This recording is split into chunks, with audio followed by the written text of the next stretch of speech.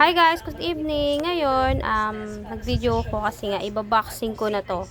So, ihanda ko na siya for Mother's Day. So, ito is puro sunflower. Then, meron din man tayong satin flower. Wait, pakita. Ito, meron tayong dalawa lang na satin flower kasi naubusan kasi ako ng satin flower na blue.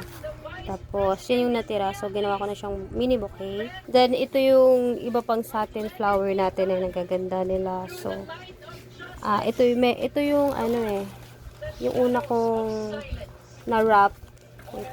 Ito pala yan. Yung una kong video sa inyo, ayan, una kong na-wrap yan. Then, yung natira pang satin flower na pink din. So, ayan na sila. Naghalo-halo ko na ng colors. Ayan. Diba? Cute. Then, ito yung medyo malaki nating sunflower. Ayan siya. Tatlo lang sila. Ayan. So, i-box muna natin to. Kasi nga, para hindi nga naman maalikabukan. Tsaka may handa na rin natin sa malapit ang Mother's Day. Oops.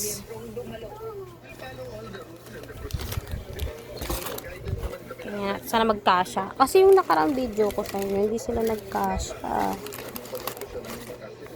Kaya ang iba, inilagay ko sa ibang box. Ayan, then, itong, ayan, di ba kasi unang video ko, naka-plastic yan, so tinanggal ko na siya para naman mas makita yung sunflower kung gaano siya kaganda. Ito mga old na narap ko na yan, mga nauna kong narap. Dalawa lang naman yan. Itong blue, tsaka yung orange. Ganyan. Then, ito na yung mga sunflower natin. So,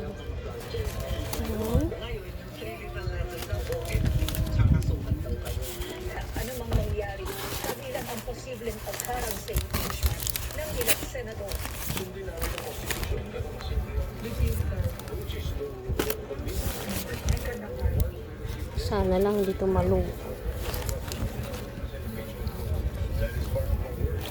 Yung nakaraang Teacher's Day, parang konti lang yata nagawa kong sunflower. Ito medyo madami-dami sila.